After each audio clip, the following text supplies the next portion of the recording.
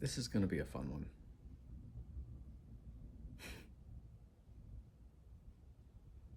It is definitely going to be a fun one.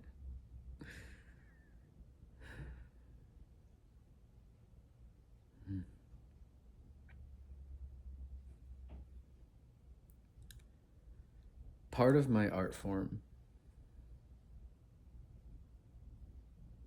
is vulnerability, emotional vulnerability, spiritual and mental vulnerability.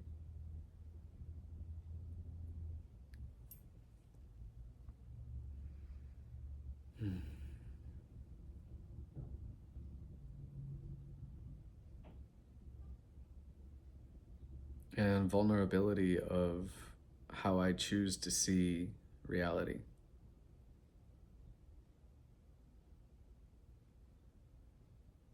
I choose to let love guide me.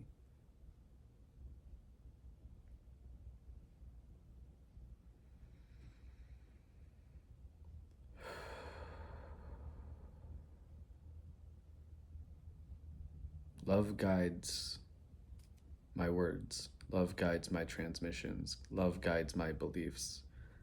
Love guides the way I look at people. Love guides the way I look at myself.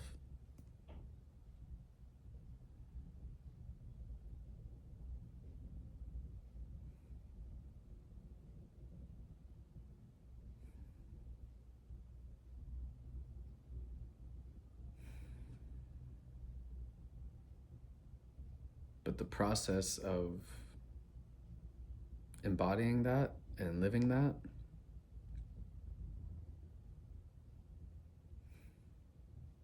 has been brutal. It's been a lot of suffering.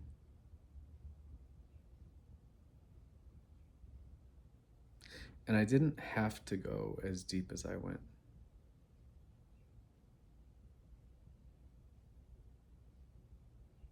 I didn't have to hold on to certain beliefs as long as I did.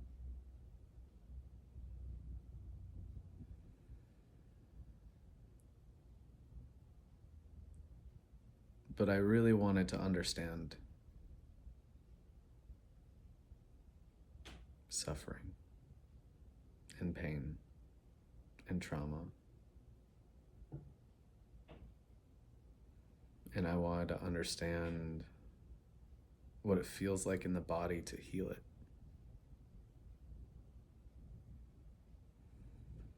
To open up more and more. Because the more that I share of myself freely,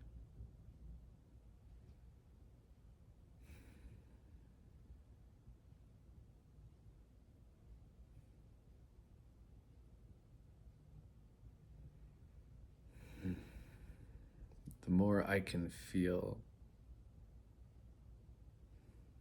my body opening up.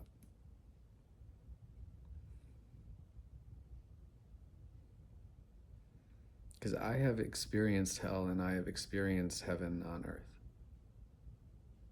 I've experienced what that feels like in the body. I've experienced what that feels like in the mind. But heaven on earth isn't about constant stimulation or output or what people call dopamine spikes.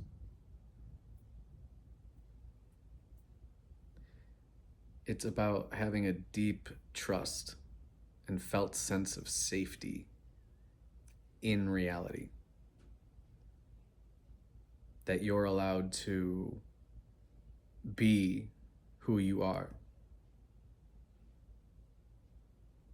And so speaking and sharing truth and love and breaking myself open more and more out of my shell, out of my cage, and the more that I share of my inner world, the more alive I feel,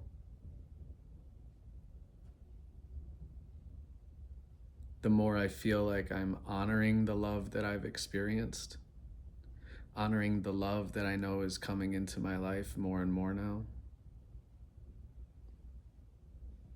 and realizing that it's safe to love a lot of people. It's safe to love people.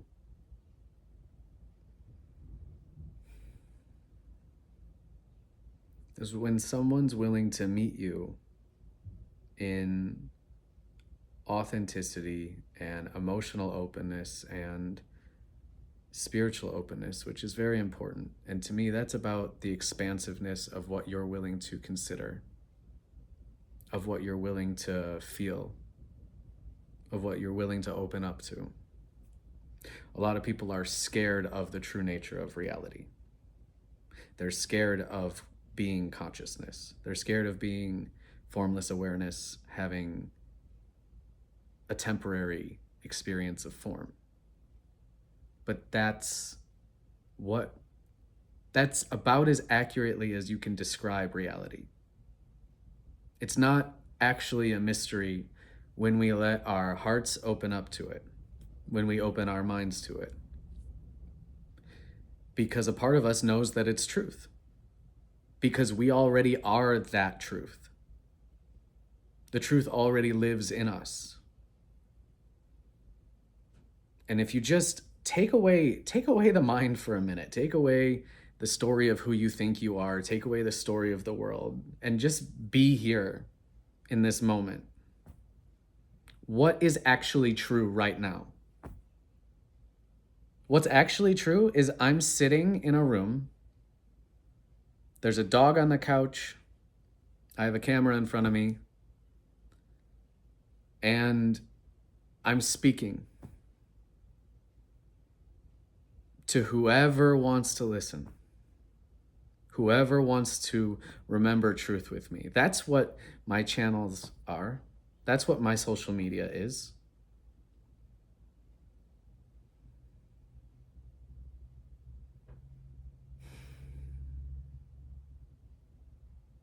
I'm here to be a leader, to show people what it's like to open your heart to the world. Because to me, that's what awakening and healing is about. It's about healing our perception, learning how to listen to what our heart says is true. And when we're believing in things that are rooted in fear, judgment, condemnation,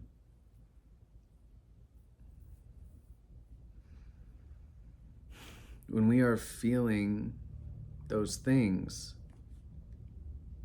we think because they have such a strong feeling that means it's true. But the type of feeling matters. If it doesn't feel good to believe that something is true,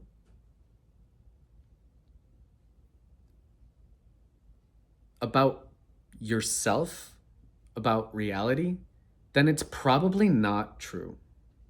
In fact, I guarantee it's not true. I guarantee you there's a more loving way to see that. And your free will is you get to choose how you see everything. You don't have to believe what you were taught. You're already eternal. That's what's true right now. You're already eternal. Why are you so afraid? I could die tomorrow. Well, then you'll still be alive. You never die. You just move on to whatever's next. Eventually, when you're ready. Because death is safe. Not being in a body is safe. Not being committed to a body is safe. That's the difference. This life, we're committed to a body.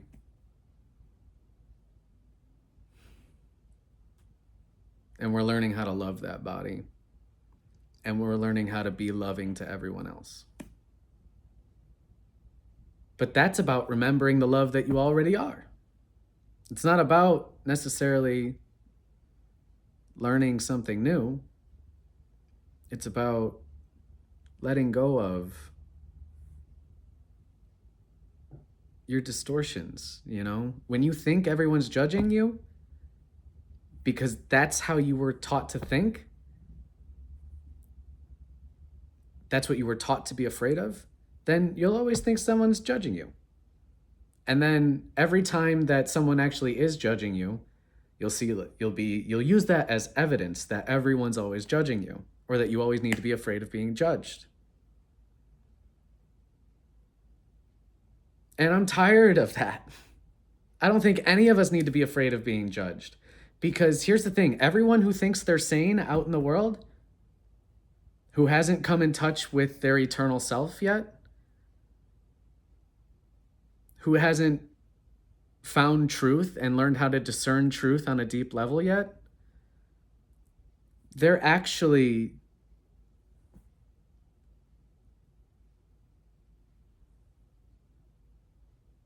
living a distorted version of themselves. The body feels distorted. The body feels chaotic. The body feels dysregulated. The body doesn't feel good.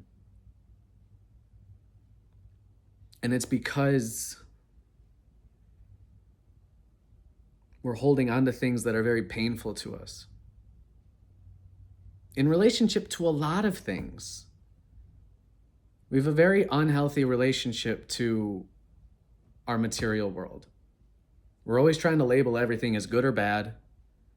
We have these harsh judgments of certain things, and we don't really understand why. We don't really understand what those feelings are telling us when we're very opinionated and very biased and very hurt by something or very angry about something or really dislike something. We're just not understanding it. Because everything is God in form.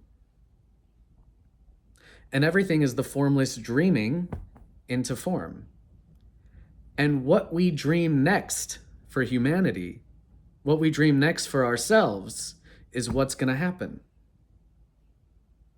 Because it's our conscious choice. So if we are constantly looking at, let's say, the government, for example, and being like, oh, these people are all corrupt and horrible and greedy, and they never get anything right, and they don't really care about us, and they're a joke, they're clowns, or they're evil, or whatever, like,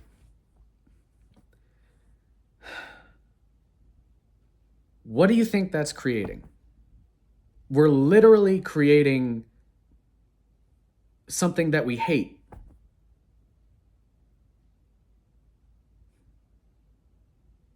You know who should run for public office? You know who should hold public office? Is people who are rooted in truth, in love, in oneness, in unconditional love. People who aren't interested in fighting fucking wars anymore, don't care about supporting these big businesses that it doesn't fucking matter if they're there. They're all too fucking big anyway. Or they're exactly as big as they're supposed to be, and they don't need to get bigger.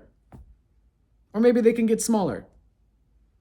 Or maybe we could just change the way that we relate to money and business. Maybe we can change the way our government operates in a way that actually supports the fucking people. Maybe that's not so far-fetched. Maybe that's not so crazy.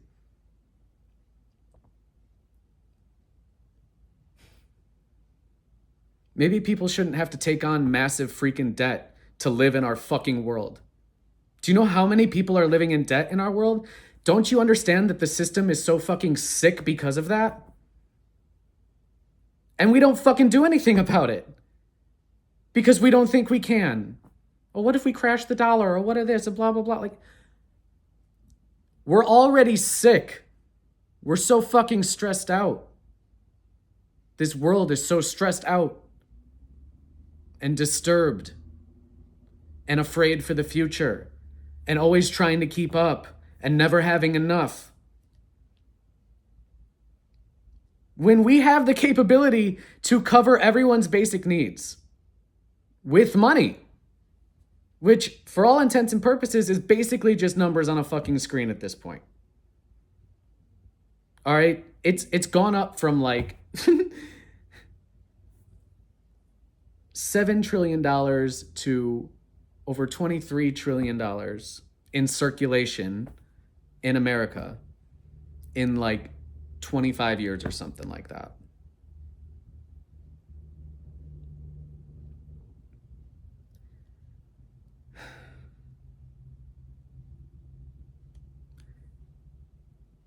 If we wanted to fund the people, if we wanted to give everyone enough money that they could just relax, have their mortgage covered, have their health care covered,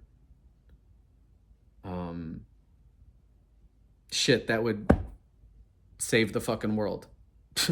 If we could slow down, if we didn't have to work so much, if we could actually take care of our kids in a loving and peaceful environment because we weren't so worried about everything, if we had time to heal, if we put healing our nervous systems and our minds and our hearts at the forefront of what's important for us,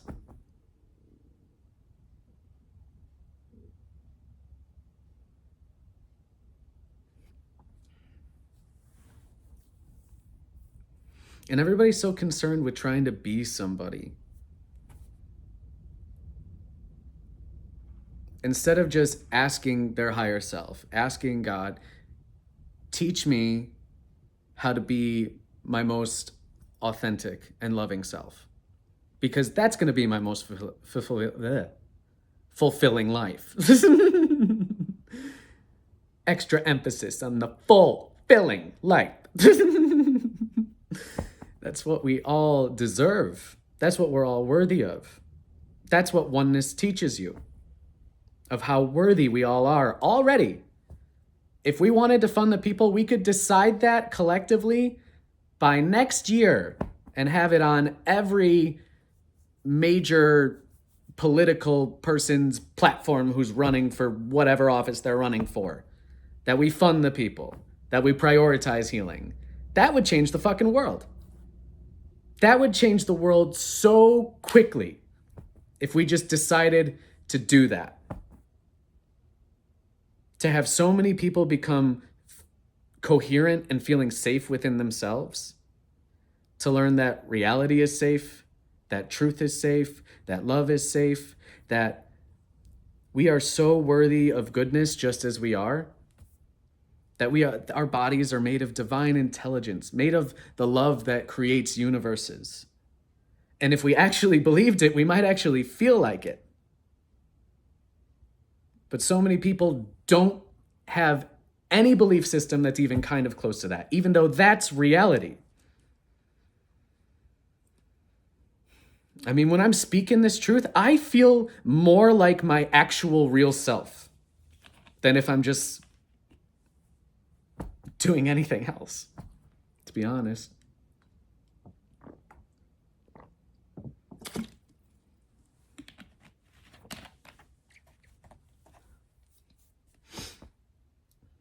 Like, I've literally let myself go crazy and feel sick and extremely nauseous by going into all these different distortions of reality that are just like painful to believe that that's how it has to be or that's the way it is. And to realize that all of that can be healed, and including in regards to ourself. You know, I'm a man who didn't feel like he was worthy of being loved, didn't feel like he was enough as he was. I'm still a man who feels that way.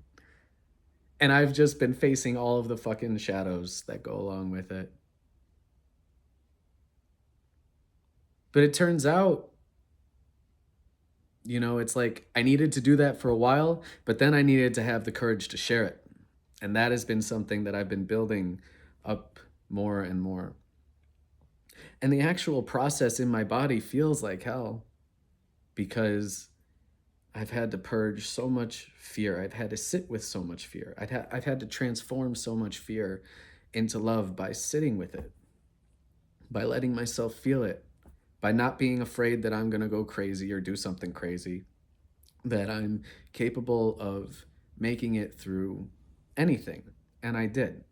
I made it through some very, very, very painful days and nights. Many, many times.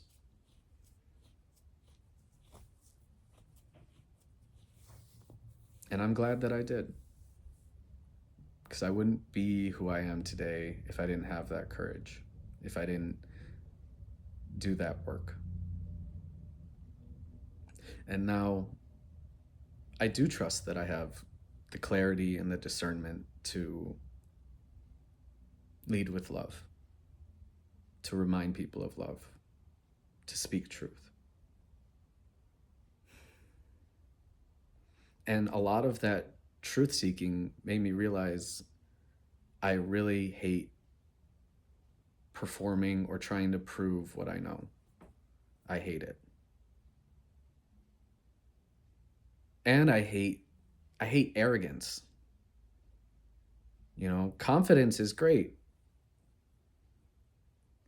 but arrogance where you can't be wrong. It's like I sit here and I am speaking from a place that feels like truth.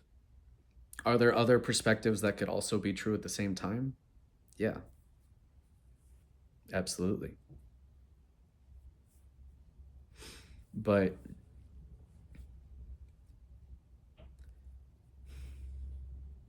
when I talk about truth, it's always rooted in love. It's always rooted in compassion. It's always rooted in empowerment. And it has taken a lot of humility to get here as well. And I've let myself sit with the victim inside me. I've let myself sit with the judge and the critic. I've let myself sit with a lot of people's pain and suffering.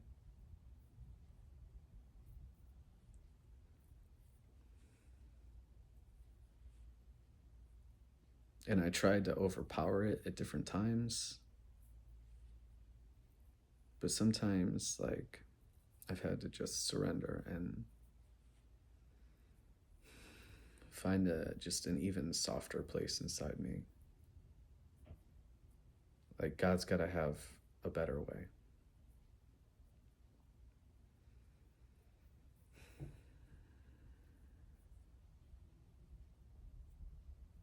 And God always does have a better way.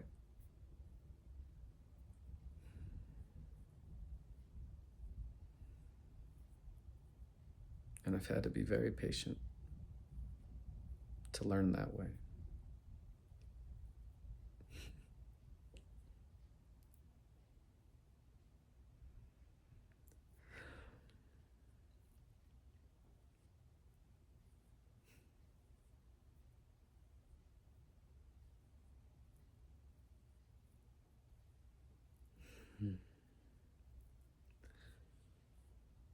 But all of it's worth it. It just is. It is worth it to remember love. And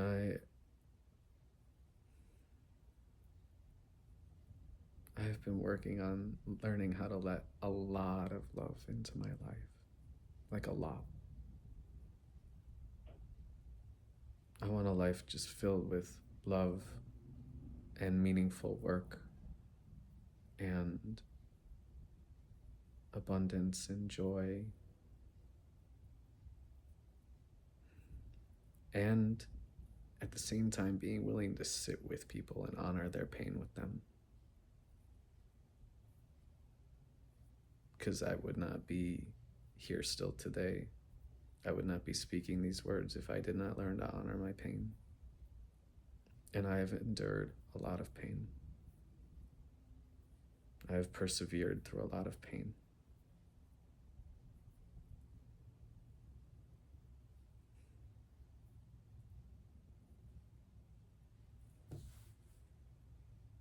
True discernment is like,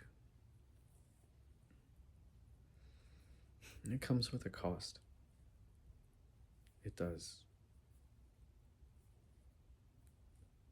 To refine your mind, to simplify,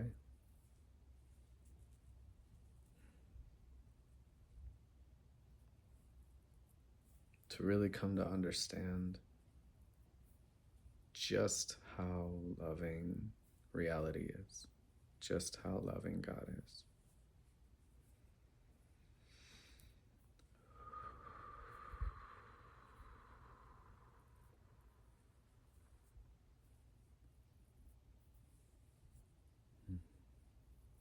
There are some very unhealthy beliefs that are pushed out there that are really harming people,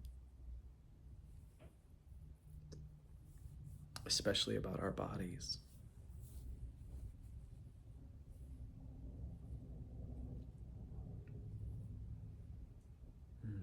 Either in how our bodies work or how foods affect us. One of the biggest distortions out there is that our poor health is caused by food and chemicals and poisons and artificial things and stuff in our food supply. But the truth is, it's all source and form. This body is source and form. It's love and form. And what you believe about what you put in your body matters tremendously. Do you think that your body doesn't know what to do with anything that you could put in it? All right, I can't help you if you like molten lava or whatever, but but you really think your body doesn't know what to do with like an artificial ingredient? All right, it's still made of the earth. It's not, I know it wasn't grown in the soil. And I'm not saying you shouldn't eat things that are grown in the soil with light and water, and like that's absolutely important. But also, we really harm our bodies by trying to like optimize or perfect our bodies. We really hurt our inner children when we're not allowed to enjoy the things we enjoy. We are really harming our relationship with the world and with life and with food when we are constantly judging it very harshly instead of just understanding this is love and form. If something in the food is not like beneficial to my body in some way, then why wouldn't my body just release it? Why would it freak out about it or feel sick or feel bad or any, like, why would it? But when I'm constantly afraid of that and not realizing that most of it is belief and emotional suppression or repression, then I can start to let go of those beliefs and things like that. You know, I've lost like over 150 pounds total. And it was always just by listening to my body. And it was never by living in some very restricted diet or anything like that. I've actually felt extremely free in this. And I used to be terrible at losing weight. Horrible. I hated it. The only time I ever lost weight easily was like when I was just like deeply in love with life for a brief time. And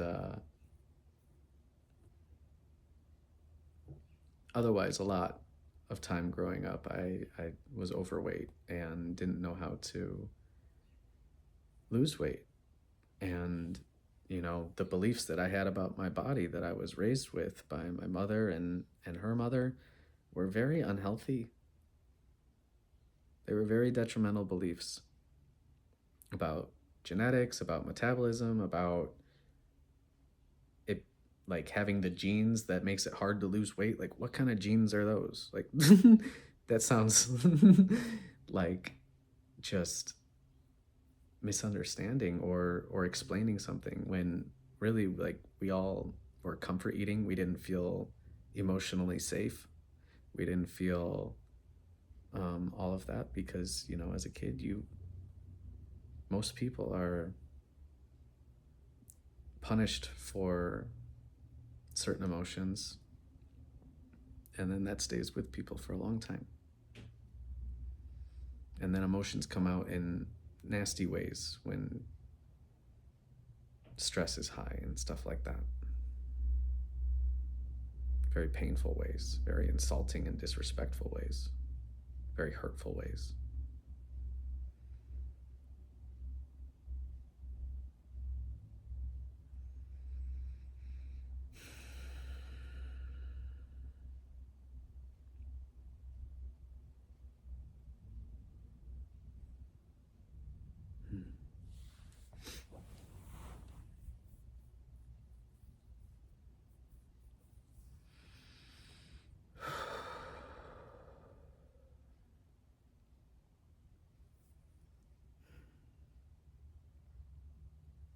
I don't even know where this wants to go from here. I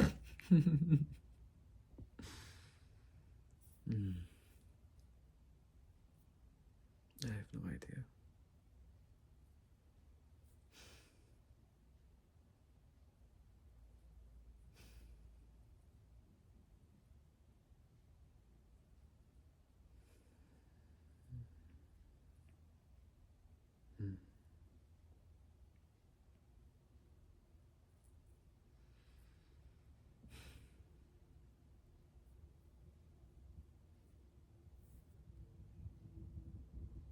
All of us are just so worthy of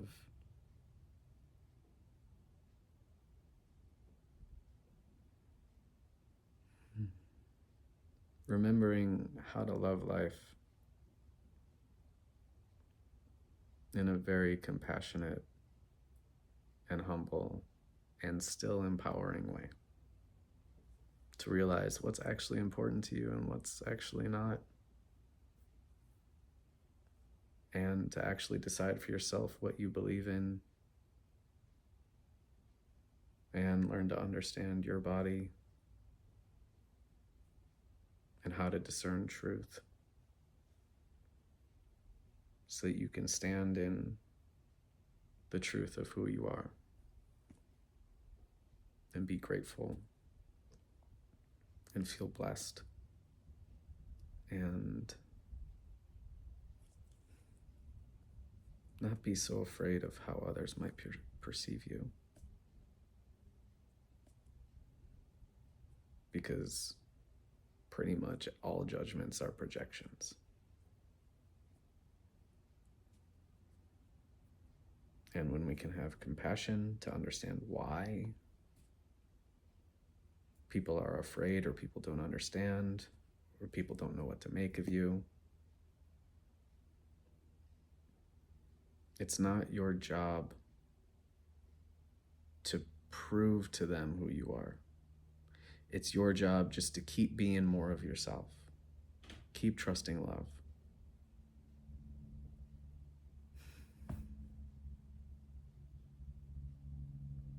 And know that good things are going to come from that.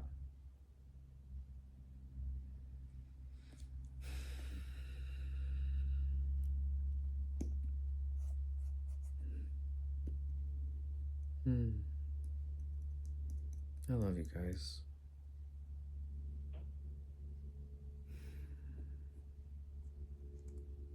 Really excited for more of you to be in my life.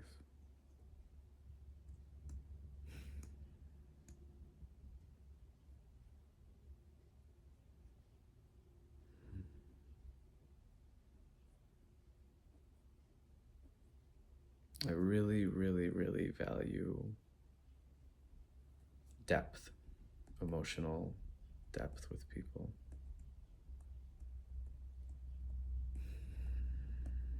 I enjoy just being able to sit with someone and just be all of myself, even if all of myself right now just wants to relax and sit next to people who also just want to sit and relax for a little bit, you know?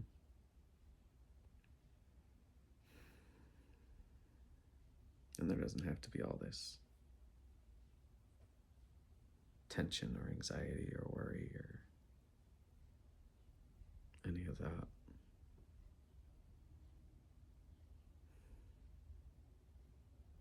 I mean, imagine events or retreats or just people getting together in people's homes and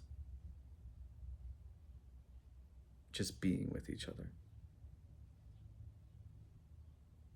and letting it be safe and slow and fun and exciting when it wants to be, and just filled with like gratitude and joy and laughter and aliveness.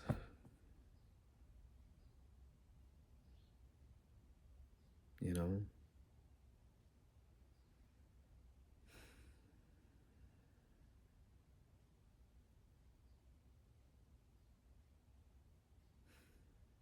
I feel closer and closer to that life every day. Okay, that's a lie. Sometimes I feel closer and closer to that. Sometimes I feel like shit, but it's worth it.